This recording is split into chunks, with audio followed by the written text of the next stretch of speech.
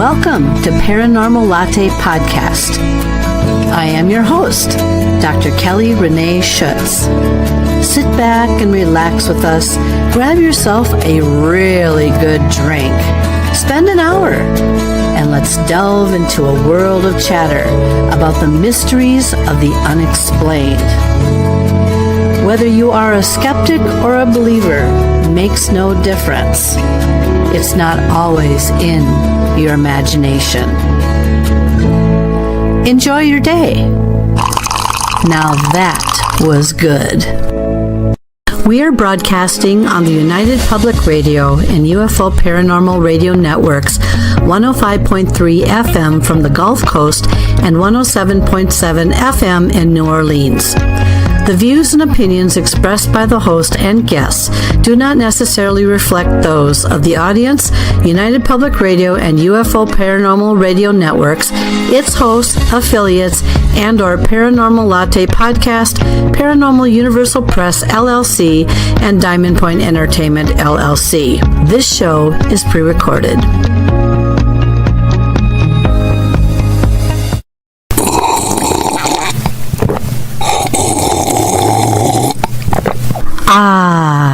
Now that was good.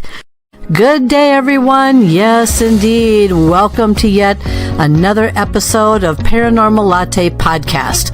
My name is Dr. Kelly Renee Schutz. I am the host and the producer of this show. In just a moment, we're going to learn just a little bit more about my special guest today. Tommy Cullum is in the house, and he lives across the pond, and he is quite a podcaster, and he's also a paranormal / cryptid / otherworldly researcher investigator.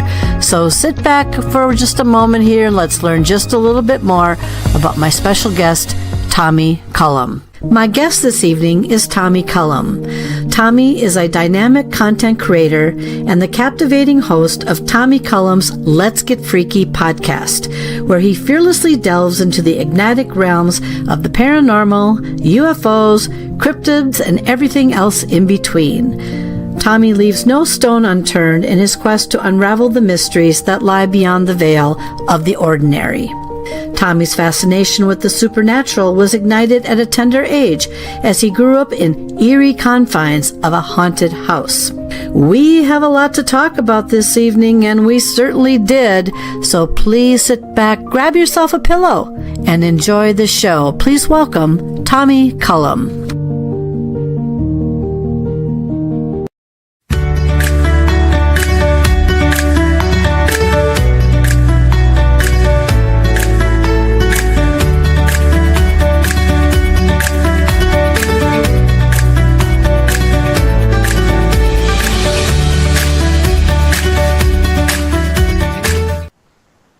Well, welcome, Tommy. Welcome back.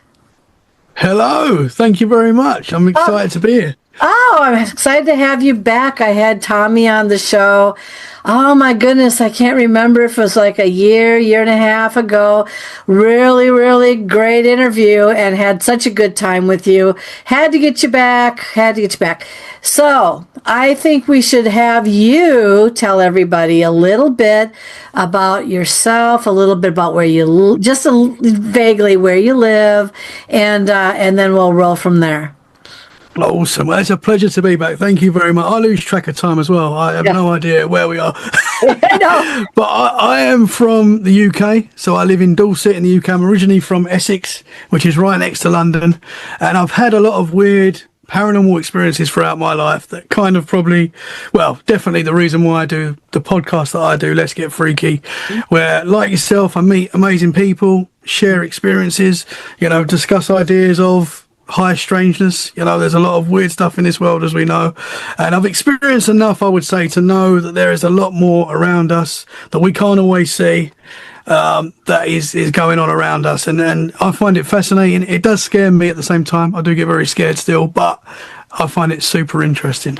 Yeah, and I just think that last time Tommy and I think we talked just a little bit. I know I've gone over the pond, as we would call it over here, over the pond to do some light investigation work. I would say I'm a citizen researcher. I try not to go at this really, really strongly because I usually have things come to me, and I did have a number of experiences over there. Probably more so on the scarier side. Not to say it's scary over there. I'm just saying where I was. It is scary. It is scary. Well, you got, yeah, actually, now that you think about it, I've got to rethink that, but yeah, because I went over though to figure out if the apparitions or the ghosts or the energy over there was different than what I experience here. And there's such a mixed bag on that because I can't remember. Have you been to the US yet? I can't remember. I haven't yet. I feel like I have. It's very strange. I'm always talking to people in the US. I've got a lot of friends in the US. Yeah. My dad used to work a lot of the time in the US, which is probably why we didn't go on vacation to the US because he was always working there. Yeah. But my goal is to one day be in the US. Which I'd love to. New England is where I want to live, that kind of area. Obviously, I love the UK as well, but I don't know. I feel like I want to get to the US. And I think you got a lot more Bigfoot over there, a lot more Bigfoot activity and things like that. And that's why I want to be there. But it'd be interesting to see because I feel like we're all the same wherever we are in the world. I talk to people in Australia, people in the US, all over the place, Asia. We're all experiencing the same things when it comes to the paranormal. Sometimes we put a different name on these things, but ultimately we're all experiencing the same. And I find that so interesting. Yeah. It is, and the thing is the depending on the energy or where you're at, and not only that, but maybe the environment or time of year or whatever might also play a big part. Because some people that I know have come over. Well, a lot of people come over and they want to run around the castles, including myself, because they think that there's going to be some kind of apparition floating through or whatever. And sometimes there is. But there was a point, though, I remember a couple of years ago when people were saying stuff like, I don't know if the castles are really haunted anymore because I just didn't seem to have an experience, or maybe every 500 years, what used to be there is decided to move on and all that. I don't know. I'm going to ask you, Tommy, what are your thoughts? Because you've got so many castles over there. Loads. What are your thoughts on that? Well, I live very close to Corfe Castle, which I believe is over 1,000 years old. It was William the Conqueror lived there, was a part of building the castle, and it's pretty much half ruins now. It's basically ruins, and there's so many ghost stories there. I've talked to people that have experienced a lot of wild stuff there. There's a knight that supposedly haunts the grounds, and I've actually spoke to someone that was camping just outside the castle in a field, and they woke up during the night in their tent to what, at the time they didn't really realise what it was. It wasn't until like the next day that they put it all together, but they saw like the shape of a knight in their tent. So there's stuff like that. I do feel like these, for whatever reason, these places, they hold energy, that goes into what are ghosts. And I think there's different types of entities, ghosts, whatever we want to call them. But I do feel like these places hold the energy. Because I go to the castle, and I touch them walls and you're like, oh man, think of the things this place has seen, and there's something to that energy is there, Mm-hmm. One of the questions I have is, so I've stayed in a good handful of castles there, and I've had experiences in every place that I've been, because I'm kind of a beacon anyway. But I'm just wondering, what are your thoughts on on when, like, I'm going to use the cement walls as an example here, because I don't know if a lot of people ever really think about this, whether or not they've ever been cleaned with a pressure hose or something along that lines, because you know how dirty these walls would be after, what, 1,000 years old, 500 years old. There's a lot of that can get, trapped in this. I don't really know the answer to this because I've never seen anyone cleaning the castle from the outside or on the inside. That's a good point. But do you know, and would that even retain energy at all? Because I agree with you.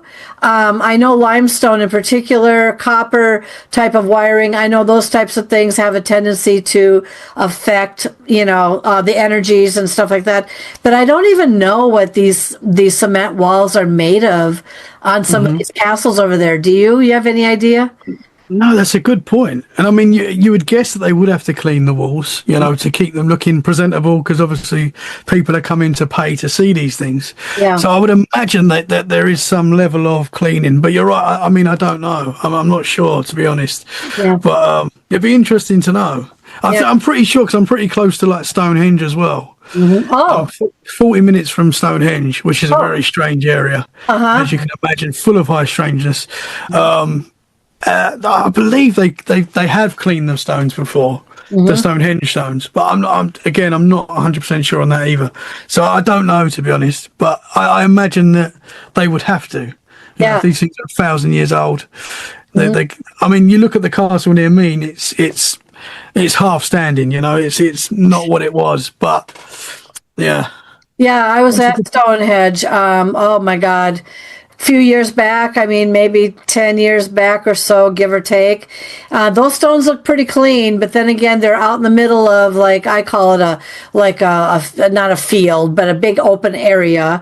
And so, of course, you got the sun beating on them all day long and all this sort of thing. And you wonder how far down the stone actually goes underground, not just what you see above people, but also underneath the ground as well, and everything. I didn't have anything weird happen there, but it was very hot that day, and we just walked. We did like the tourists had to do, stay on the sidewalk or whatever it was and walk around the circle of the Stonehenge. I don't know if anyone was even per se allowed to go up to the stones. I think we did have a picture by a stone or something, but I don't know. I can't remember. But yeah, what kinds of things have you heard about things that have happened around there? Do you remember any stories on the Stonehenge area?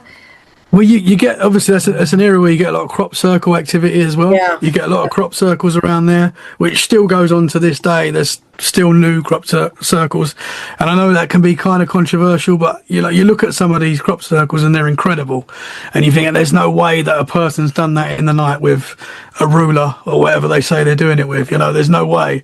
But it's weird with Stonehenge. When I was a kid, because obviously, so when I was living in London, we would go on holiday to Cornwall every summer, and we'd always drive past Stonehenge and stop off just to have a look at it. Now, I've got these memories as a kid of getting out the car and walking up to the stones and actually being in the stones. And I had recently, not too long ago, I had Matt Pike on the show, on my podcast, and he works at Stonehenge, and he said that for the last, what would have been my life, you've never been able to do that. But I've got memories of doing that as a kid. We used to go up, and apparently there was like a guard that would stay on the stones, and sometimes he would leave. So he said maybe in those points you could have got to the stones, but very rare that people could actually get up to touch the stones. It's very hard now. Like it's cordoned off. You can't just walk up to the stones now. But I've got these memories as a kid of doing that.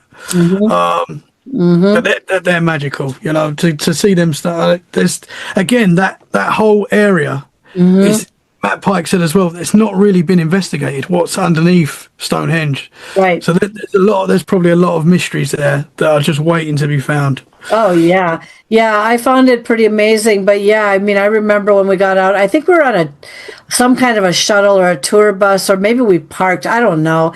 But I just remember we all had to stay and we did this big circle that we had to walk around. And I can't remember if they created a sidewalk or a path, but it was definitely something. And yeah, there was also, I'm not going to call it a barrier, but there was like this, thing around it that's, do not, and as well as I do that somebody, at night, I don't know what people do at night there, because if it's guarded, I want to use the word guard, but guarded pretty well during the daytime because of all the mass amounts of people.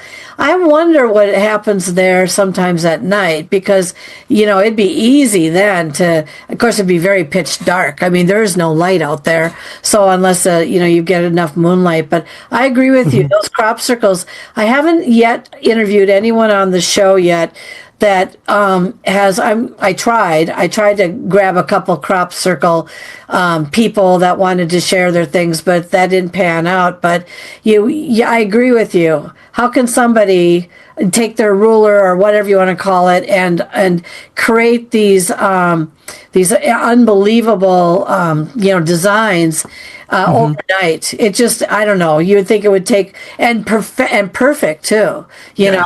Nice and perfect and everything. That's just what seems really strange to me. I haven't heard of any crop circles lately in the U.S. Have you heard of anything more happening over there? I've seen reports of new crop circles. Really? I'm not too, in like near Stonehenge and stuff like that. There's definitely been some this year, I believe. Some in Germany as well. I think I read an article the other day. There's some in Germany.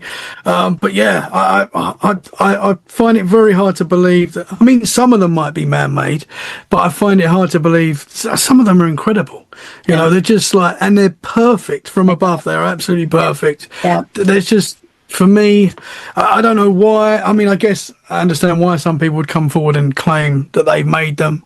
Because, but I don't know. I don't know. It's very strange. It's a very strange one, and quite a controversial one, because obviously some people will say, they're hoaxes, but some of them are just too amazing, in my opinion, to be a hoax. Yeah. Let's see them make these perfect shapes. I know. It's just unbelievable. And they do it at night as well. How could they? That's exactly when you can't see anything. So you're sitting here in this field, well, essentially ruining somebody's crops or whatever, and damaging them by stepping them down when you think about it, right? And it's just like, that's not only just, it's beautiful. Well, it might be beautiful, but think of the damage that it just did to the person's crops. So, I wouldn't be very happy about that. People don't usually think of that. They just think of the after effect of what happened. Have you had any reports over there lately of any kind of UFOs or anything in the area? Do you guys even report on that? Because over here, it's like, things are kind of hush-hush unless people are doing social media or something like that. Yeah, it's pretty much the same here, to be honest. It is pretty much. There's constantly UFO reports, but it's more like, on X and, platforms like that where you're going to find it. There's been a big spout. Do you remember last year in New Jersey when we was getting the drone reports, when everyone was freaking out because there was all sorts of different drones going over New Jersey, and that was kind of happening in other places as well, but New Jersey was like it was happening a lot there. There was so many. It was like every day there was hundreds of them. It started happening in Denmark. I don't know if you've seen that. Oh, no, has it really? It's been happening in Denmark the last week or so, and even the Denmark president came out and talked about it the other day, saying they don't know what these things are. So it's happening again. It's starting again, getting near to the Christmas time, which it was last year. Yes. Is it going to happen again? Well, it's really interesting when the timing of it, because you just kind of hit the mark on here. When you get closer to Christmas or a main holiday, at least in the U.S., people at first would not look, especially if it's around a holiday. People have seen these drones. For example, I do recall watching New Year's Eve or something where in Japan, I don't know if it's Japan or China or some country, where they would literally have their drones create these beautiful pictures and shapes and stuff like that in the sky. So then the first thing you think of is, oh, somebody's putting on an aerial act somewhere, and there must be something going on that we never heard about. So we discard it at first, thinking it's something that someone else is doing, and then all of a sudden you come to realize that no, maybe someone wasn't doing anything at all. And so that's what happens. It's kind of people, not to put people in mass hysteria, but I mean, if you see these things, we don't know where they're coming from. We don't know who's doing it. We don't know if it's our own government doing it. We don't know if somebody else is doing it for whatever. Yeah, it's pretty interesting, isn't it? Denmark, huh? I had no idea. I was planning. Yeah, wow. I mean, I've seen UFOs in the sky. I don't know if I shared that with you last time. Did I share that with you? Go ahead again. So when I was 14 years old, this is the first time I'd say I saw a UFO. I put it in the UFO category. Again, it was very strange. It was a beautiful summer's day, and we was all playing football in the street. Me, my friends, my brother, soccer. We was playing soccer in the street, and it was my brother and a few other friends, and we'd do this all the time through the summer. It's very normal on a summer's day, and I don't know who it was. One of us has stopped the game and like pointed to the sky and said, "What is that in the sky?" And we all looked, and this sounds wild, but it was like a futuristic building that you would see in Dubai. You know, like these wild shapes. If you picked one of them up and just put it really high up in the sky and just let it float. Yeah, that is what we saw, and I know that sounds wild, but we're watching this for like 5 minutes, whatever it was. We're all going through what it could be. Is it a balloon? You know, is it a plane? But this thing wasn't moving; it was just there. You know, so if it was a balloon or anything like that, it would be moving. It wasn't. All I can say is it looked like a futuristic building. It's like nothing I've seen before or since, to be honest. Was it one of them? Was it just one? It was just one. And it was like an orange and silver colour. And what is really weird is me and my brother, and I can't remember what friends we were with that day. I mean, I'm sure I could work out what friends we were with, but I've only spoke with my brother recently about this. So we kind of I didn't forget this experience, because you can't, but we never spoke about it, me and my brother. So literally that day we've watched this thing in the sky for about 5-10 minutes, whatever it was, and then we've just started playing soccer again. You know, which is mad now, because if I was, I was 14 then, and I was into this sort of stuff then as well, but I would watch that forever now to see what that was, where it flew off, if it disappeared. I'd watch that for days. But we just started playing soccer again, and that really bugs me. And then I didn't forget this memory, but it was like we never spoke about it, me and my brother. And when I started Let's Get Freaky podcast, I kind of wrote all the weird stuff that I'd experienced down, just so when I'm doing the show that I can, I had that then, and and I was on, Cat Ward, Paranormal Heart. Oh yeah, she's a really good friend of mine. I'm actually interviewing her next week.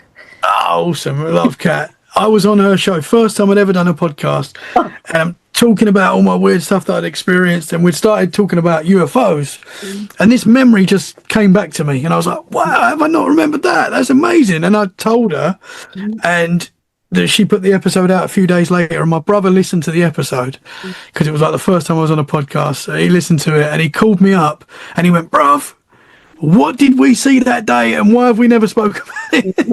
Because he remembered it as well. And I was like, I'm so glad you remembered that, because I started thinking, how can that not be like always on my mind? Because it was incredible what we saw. He saw it as well. He remembers it. Oh, my Siri's just come up. Because Get off, Siri. Oh, Siri just came up. You know what? It's really interesting because my phone will act like that once in a while. My Siri just came up. Sorry. I don't know what happened there. Didn't hear anything. You're lucky. Didn't hear anything. Mine will come up once in a while. And it'll answer me and I'll go, I'm sorry, I don't have an answer for that. I never asked you anything. I'm sure people can relate to that. When I call Siri, it doesn't come up. No, I know. But then all of a sudden you're like, but I have it must, I don't know what it is. It's just, there's a lot of weird things going on lately. We were talking about this before the show, and I'm talking really weird stuff. And so anyone who's listening to this, by the way, of course, this will be out probably as early as tomorrow at some point. People will be hearing this immediately. But do you not agree, everybody, that there's some weird stuff going on lately? Okay. Absolutely. So, it's getting weirder. It is getting weirder. No, I noticed that too. I actually said that to my husband tonight. I said, what's going on lately? I can't keep up with all of this, you know? And it's just crazy stuff too. I have to add to your story, which will make you even wonder even more. So Kat Ward, yes, I'm interviewing her about a week from now, give or take a few days. And so you two are kind of following each other on the schedule. And I was also her first. So, by the way. Oh, so, wow. Yeah, so you and I have something in common. We're each other's first on somebody's show. Isn't that weird? That's wild. Yeah. I know. So synchronicities. I know it is. Coincidences. I don't believe in coincidences. Well, I do. I know she said for me to contact you, which is really, I'm so grateful I did, you know, but it's just like, I just said, and not only that, let's add to your story. So last year, and let's add just a couple days from this point here, going into this coming weekend. A very good psychic that I met in Utah was going to this conference that I'm also going to, and by the time this airs, the conference will not have started yet, or it is over by the time you hear and watch this. But anyway, what you describe is exactly what this psychic saw. She was driving from Iowa to Illinois, and I don't know, there must have been some kind of a ridge or some kind of a small mountain. And she said, I ran into her just to say hello to her at the conference. And she goes, you'll never believe what I saw this morning.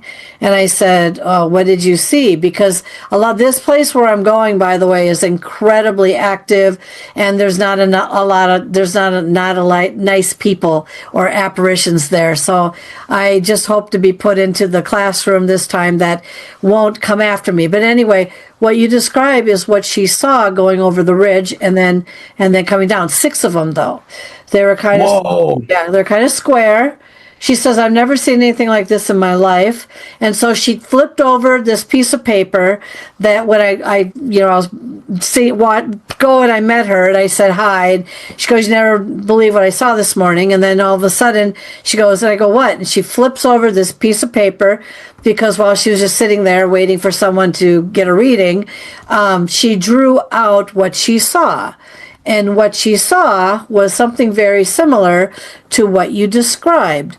These things that looked kind of shaped like this in the air, but 6 of them hovering together, and then they just kind of went over a ridge, and then they just suddenly disappeared. Well, it wasn't a drone. It was not drones. It wasn't anything like balloons because they were square. She says it was just the craziest thing. And she was actually quite nervous that she saw these things. And I don't know why, but that's interesting. Did you say, though, they had a color on them other than silver or? Yes. Yeah. So it was like an orange and silver, like mixed. It's very difficult. Like, when I look at it in my mind now, it was like, I picture windows and stuff in it, but I think I'm adding that. I think I'm adding that to it now because you couldn't really see that. It was just basically a weird shape that I can't even. It was long, but it was like components to this thing, if that makes sense. Yeah. And it was like orange and silver. Yeah. And I can imagine now that it did have like windows on it, but I think I'm just like, as I'm remembering this, adding that on, I can't tell if there's windows on it. You know, this is so far in the distance, but it was not moving at all, you know. And I was 14 at the time, so this is over 20 years ago now, you know. So there wasn't, I mean, there probably was drones. We probably did have drones then that they didn't tell us about, I'm sure. But, you know, drones weren't, you know, we didn't know anything. Drones wasn't even a thing then, you know. No, it wasn't. Normal people. For normal people. Yeah. So I had no idea what this thing was. And it it must have been pretty big, but it was very high up, you know. Yeah. And the only way I can really describe it is if you picked up a building, like a famous building in the US, Yeah.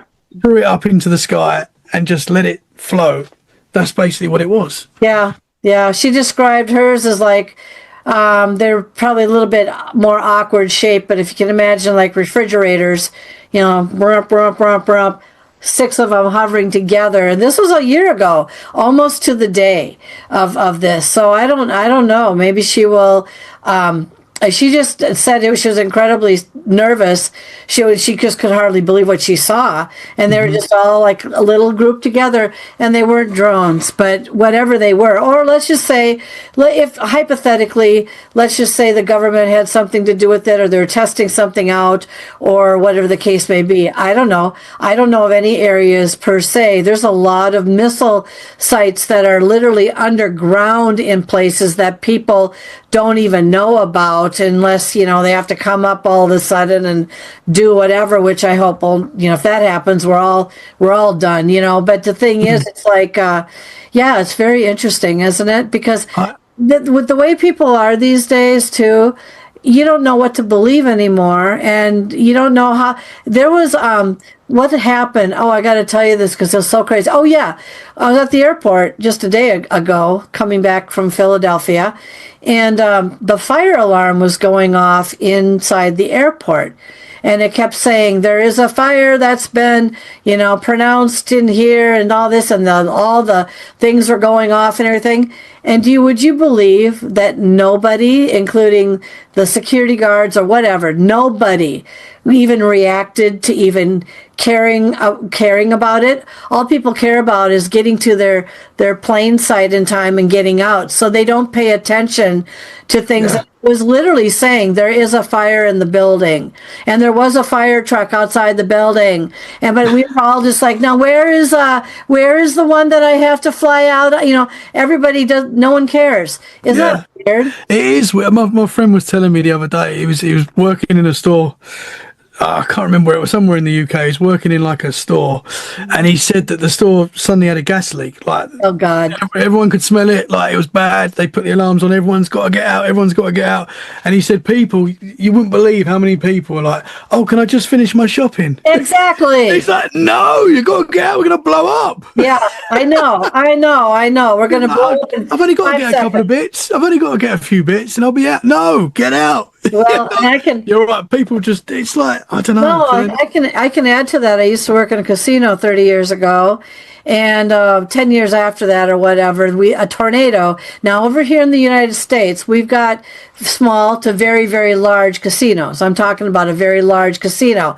Well, the tornado hit the casino, and people were told to get out of their chairs and get either on the floor or go into the tornado area or whatever, because the tornado literally did hit the building, and there was like glass literally broken and smoothed. Would you believe that people refused?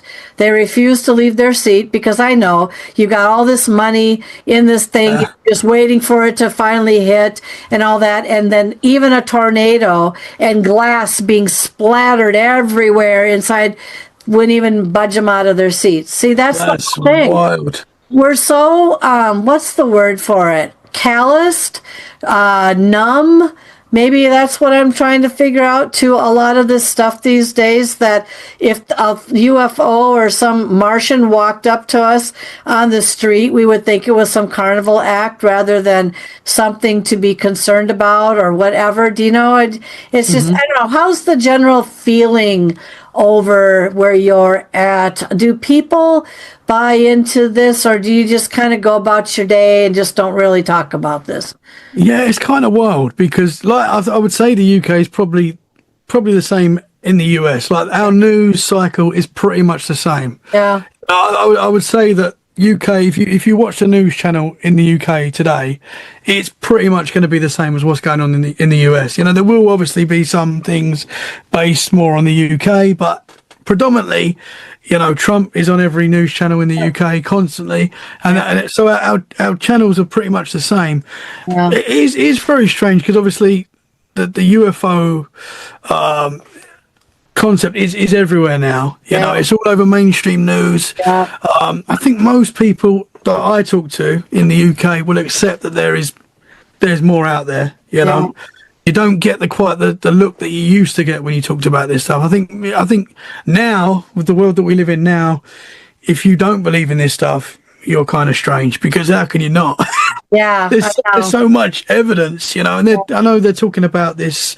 I've forgotten the name of it, but there's this comet / ship heading towards Earth. Have you heard about this? Oh, you mean like a meteorite type of that? Yeah, that's probably. Yeah, I mean that. And it's kind of like it could miss.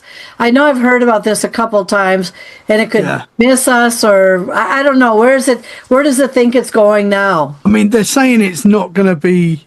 Like, we're going to be able to see it, I believe, but it's not going to be affecting us too much. Yeah. But, you know, some people saying these are UFOs and stuff like that. But there's even, like, big scientists at Oxford University talking about this and saying it could be something, you know, that we've not experienced before, which is quite strange. And it's quite a big thing to think that there's something, even if it's just a big meteorite that's moving in a weird way, even that's pretty strange, and that's pretty amazing, you know, to be honest. No one's talking about that. You know, that I find that quite strange. So I guess people just, you know, I think people are, you know, generally there's so much going on. Yeah. People working and stuff like that they just haven't got time to worry about UFOs. The news cycle's constant. There's a lot of wild stuff going on that we see in the news cycle alone.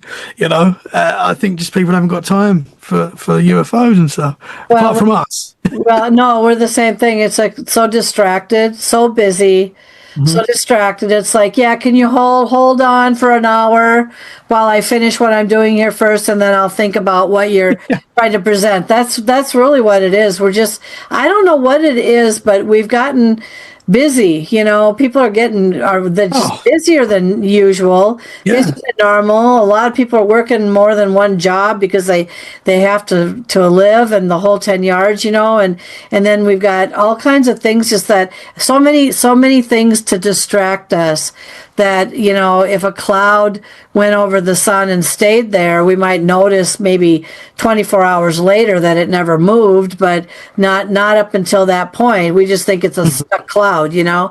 So strange. So it's very weird. People don't sit for like 10 minutes doing nothing now. That's quite rare. Very rare. You're on your cell phone. You're constantly busy. Time just, I don't know about you, but this year, I know, seems like it's gone by very fast. Seems like it's Christmas like yesterday. Yes. And yet we're looking at Christmas, you know, it's nearly back. So I talk about this with my husband every year, because especially when you get older, and only maybe, I think you're probably maybe 20 years younger than I am. I don't know, or maybe I'm 38. 38 and I'm 64. So and you're very on top of it. I call you a young chap, you know, you're very on top of it. And just think, by the time you get to be 64, just imagine what you're going to know. By the time you get to 64, I'll be dead in the ground. Let's put it that way. Who knows what's going on? I could be flying around you and trying to get your attention too.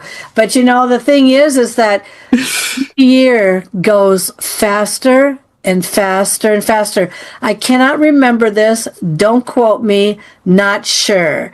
I thought I heard last year at some point somebody put something out there on the news or whatever that that the Earth sped up like a fraction of a second. It was just something really like a fraction of a second.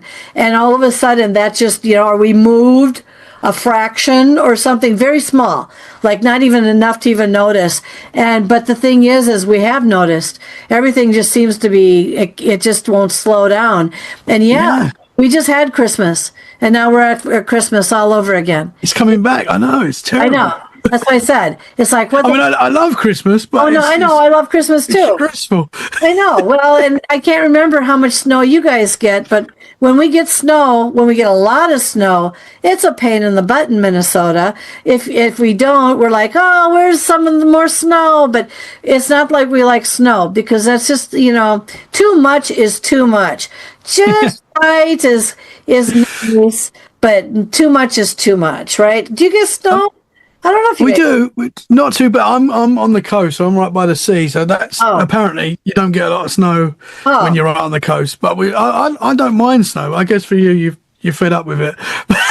But we only get it for like 3 or 4 days, and when we do, everything comes to a stop. That's right. Because we can't handle it. You don't have the equipment to figure out how to get rid of it. Yeah. The train stop. You can't drive anywhere. I know. It's just like, hold it. Yeah, I know. It's so weird. Well, the thing is, I used to live in Maryland, and that's the way it was in Maryland. The whole place would shut down because they didn't have. That's only for an inch of snow. Here we get an inch. It's like, oh, for God's sakes, you're a baby, you know. And just like, can't drive in that. Yeah, you can get out there and go drive in it. Ever drive in a blizzard before where you can't see the road? That's when you start to get a little nervous and scared. But yeah, I know it's really hard to believe, and I'm sure some people are going, why are they talking about Christmas? I'm just like, because it's fun, everybody. It's fun. Okay, so I was just out in Pennsylvania. Speaking of the weather, and of course the leaves out in the Poconos are just starting to change, and so we didn't get the full-fledged yet. We just barely got the start of it, which was pretty enough for the way it was. But when I was out there, I stayed at a couple of bed and breakfasts. One in particular that was the year 1700, and then built on also in 1800, and had a lot of unrest in that area. Massacres, was really, really, really super bad in that area. But I was talking to the owner, and she learned who I was because she didn't even know if the place was really haunted or not, and I kind of told her it was a little bit, but it was friendly. But she brought up something that her friend had brought to her attention, which was her friend said she saw something that they call owl man. And I had never really I've heard of Mothman, but I've never really heard of owl man. And I said, are you sure it just wasn't an owl with a large wingspan? She goes, no. She said she thought that too. She says, no, it was really, really a huge span. And I said, eye color?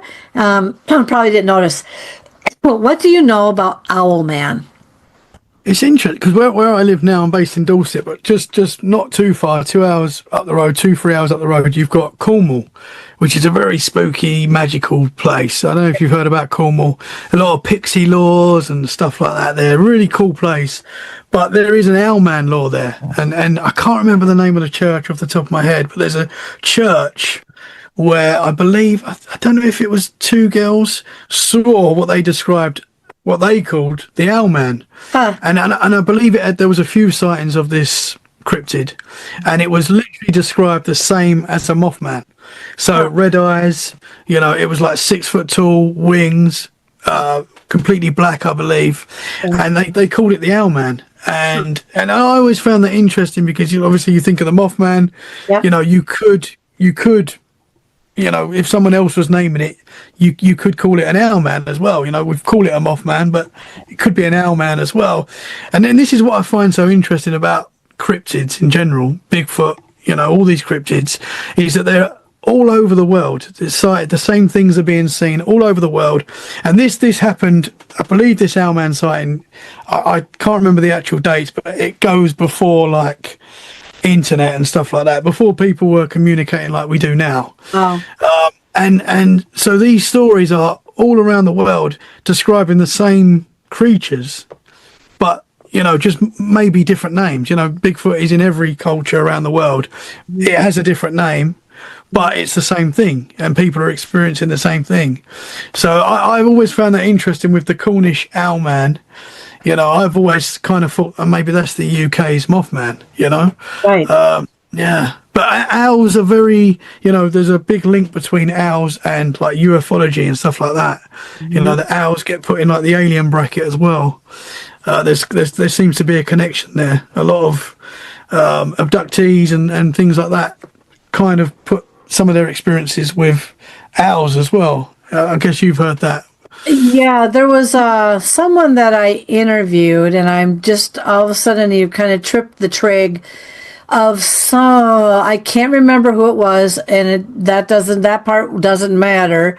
But she said that she was driving down the road, and there was this absolutely humongous owl standing positioned in the middle of the road, just waiting for them to approach. And I said, well, was that just a regular owl that just was landing there? She said, no, this was an oversized, humongous owl that just was not what it was supposed to be. I said, well, what did it do? It just sat there and just kind of stared at us. And, then all of a sudden it just, I don't know if it even left or whatever, but I think there's something to do with the abduction thing on that. Yeah, so one of the things that I found really interesting was when I was at this bed and breakfast, the owner, she had brought up because she had recently figured out who I was because I told her. She said that a friend of hers, probably about a month ago, had seen something that had looked like this big owl in a tree, just sitting there. But that, at the point that it decided that it was going to fly off the branch, it was obviously not an owl, but something greater and bigger. And so she asked me, and she said, have you ever heard of Owl Man? And I said, no. Are you sure it wasn't Mothman? Because that's what we're used to here in the Midwest hearing about. I don't think I've ever heard of Owl Man. What have you heard, or what do you know about Owl Man? Well, I actually had a guest on that shared a very similar experience to what you shared, and he's Mark Anthony Wyatt, a really cool dude. He's a musician, very much into the paranormal as well, and has had quite a lot of experiences. And one big experience that he had, and it was in Cornwall as well, and where the English Owlman / Mothman is based. And he said he was driving down a country road. Now in Cornwall, the country roads are very narrow. You can barely fit two cars down. In a lot of places you can't fit two cars. If you see another car, you have to kind of pull over and let the other one go. It can be a nightmare. But he said he's going down these country lanes, and it was late at night because he was picking up his son from a night out, I believe. And he's driving down, and he'd had quite a few weird experiences in the lead up to this as well. That day, he said, was quite strange. I believe he had a bit of possible missing time that day as well, which he kind of at the time didn't think too much of, but then with this experience he put it all together. And he said he was driving down this country lane, and in the middle of the road was this 6 foot tall giant owl. He said that's what it was, and he just stopped, and he was just kind of in awe of this thing, obviously, because it's in the middle of the road. And he said he's watched it for like a few minutes, whatever it was, and this thing just like flew at the car, flew off. Now he said he got a weird vibe. He said it was an owl, but he said he just had this feeling that this was, like, as you said, more than an owl. This was something different. He said he got like my series come up again. Probably wants to. Does it want to define Owl Man for us? Is that it? That's the second time. That's weird. It normally happens once, not twice. I know. Yeah. So he said he kind of he said as this thing flew off, it kind of gave him a vibe that it was like some sort of entity, more than an owl. He doesn't know what, but he got a feeling this was like more than just an owl, and something, and that was kind of the start of like big changes in his life. And he was living in Cornwall at the time, and then not long after that he moved to the US, and now he lives in the US, and and he kind of puts it back to that night. He says that was kind of the trigger for new beginnings, very strange. And it's very strange how people are seeing these same things. Anything negative happened to him, or did he think that this was a sign of something else? Because when a person has an interaction with that, and I'm going to relate this to the UFOs in just a moment, but did anything like really negative happen to him after that? I think because he sort of sees the missing time as a negative. Yeah. But that happened in the build-up. That happened before he saw this entity, whatever it was. But I believe he kind of sees it as a positive, because it kind of set him on the path, he says, to where he is now. And I guess he's happy now, which is good. And that was kind of the start of it, I believe. So maybe he had to have that moment. Who knows why. And you look at life, and sometimes weird things do happen that seem out of place, but sort of leads you onto a path that you might not have took if that didn't happen. So kind of like the story of my life. But that's definitely true. The thing is about I'm going to use the word shape shifting here for a second. Shape shifting, for those of you who are not familiar at all with this, and I'm going to be interviewing actually a guest I had on 3 years ago, pretty soon.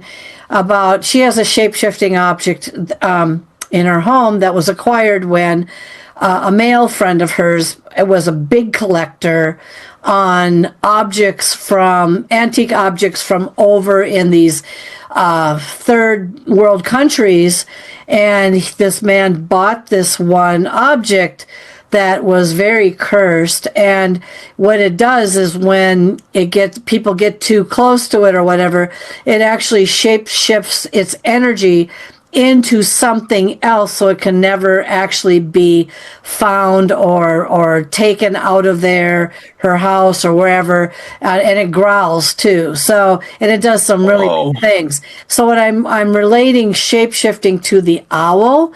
I'm thinking to myself, shapeshifter kind of entity, but isn't it interesting how they would pick something like an owl, that a lot of people, they know owls and they trust owls and they look at them as being wise. I don't know the whole 10 yards, but when you're 6 to 7 feet tall, that's definitely not an owl. It's definitely something very bizarre. You know what I mean? It's like Mothman. Absolutely.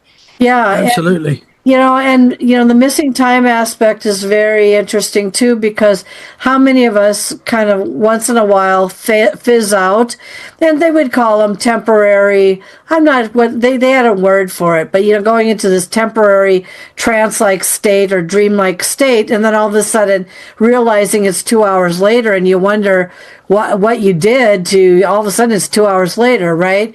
And you never can tell whether it's a time issue or what. Did he ever say what kind of time he was quote unquote missing when he was talking to you? I'm not sure. I don't believe it was a huge amount of time, but it was enough time for him to kind of realize that he had missing time. It's like it was kind of disorientated because he had to pick up his son from an event. Yeah, I can't remember what the event was, but he was kind of waiting for his call, and I think he kind of, he missed his like lots of calls from his son. Yeah, and it kind of he didn't really understand why that was, and then he's obviously rushing to pick him up, and on the way he sees this owl. Now he also, I believe he said something like maybe that was stopping an accident or something like that. Maybe he was about to have an accident and there was some kind of intervention. He thinks that's possible as well. So I don't know, but it kind of was a positive impact for him. I mean that would be scary. You're driving through a dark country lane and you see a 6 foot tall owl. You know, I'm going to freak out, Yeah.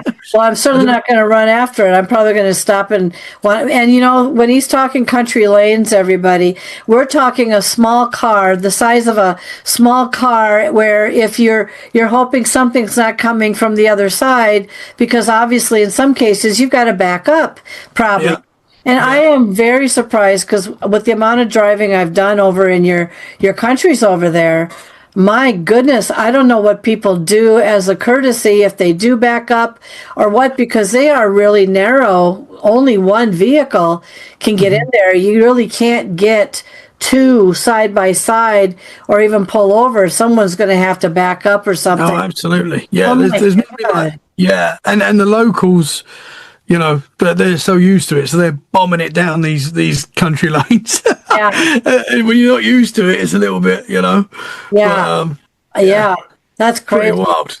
You know, the thing is with the UFO aspect, I was just interviewing somebody, and I had heard this before anyway, that, there's a lot of people that would be really curious to want to go and approach or touch a UFO. And she had mentioned something that she had actually been in one when she was younger, looking out one of the windows, and one of the extraterrestrials or whatever had said to her, take your hand off the window, because it's not a window, it's actually the form of the the body of the shape of the UFO, but it is actually kind of like a living organism. And it was, so that's really crazy when you think about it too, is that can you even imagine a UFO craft where the shell of it, or is actually a living thing rather than the shell like we would have over here, steel or something like that. Have you ever heard of it? It's interesting you say that. It's interesting you say that, because I've got an experience that I saw something that I can only describe as possibly a living organism. This is bizarre. So I was 27 when this happened, around that kind of age. So it was about 10 years ago, and me and my mother-in-law both saw this. So I've got a witness. Together we both saw this. It was a lovely summer's day, beautiful summer's day, and this was in the same place as where I'd seen when I was 14. It was in Brentwood, where I used to live in Essex. A little bit, about 10 minutes down the road, this took place. I'd moved out of home, and I was living in like a flat, and I was on the fourth floor of these flats, which was the top floor, and it was a beautiful summer's day, and me and my mother-in-law were standing at the window just talking. Can't remember what we was talking about, but there was like a forested area opposite the flats, and we're just talking away, and we've noticed 3 objects have come out of the forest. Right, they weren't that big, but they were quite close to us. I would say they were like the size of a basketball. They weren't very big, they were quite small, but we could see them very clearly because it was very close, and there was three of them, and they were kind of moving around each other like they were connected, but they weren't actually touching. They were like just floating around each other. They seemed to be making like a triangle kind of shape, but they weren't actually touching. And these 3 objects, they were like a silvery color, and they were constantly changing shape, like all 3 of them, and they were never the same shape. They were constantly changing, and it was like when I described this, have you seen the Terminator when he's melting? It was like that kind of look, that kind of color, that kind of look. It was very strange, and we're watching this, and they're floating up, and they're moving around, constantly changing shape, and we're watching this for a good 5 minutes. We've got a good look at this, and we're trying to work out what it is. We're saying, are they balloons? Trying to work out what they are. And they're just floating up and up and up, and we're following them all the way to the sky. You can see that, and they've got really small, and then all of a sudden they've just gone flash, flash, flash, and these 3 objects have just shot into the atmosphere. And me and my mother-in-law looked at each other, and we were like, what the heck have we just seen? And nobody's going to believe us. I was so glad that she was with me there, because I've had a lot of experience where I've been on my own, but it is nice to be with someone, where you can say, what did you think that was, and every family party we're at now, we talk about this, and the other family members are kind of looking around like, it was balloons, no? And we're like, no, it definitely wasn't balloons. These were not balloons. We got a good look at these things. They seem to be like a living organism. That is where I put it now. But the way they shot off into the atmosphere was like, balloons don't do that, and you could see like the flash. Were they on the ground originally, or were they hovered above the ground and just doing their thing?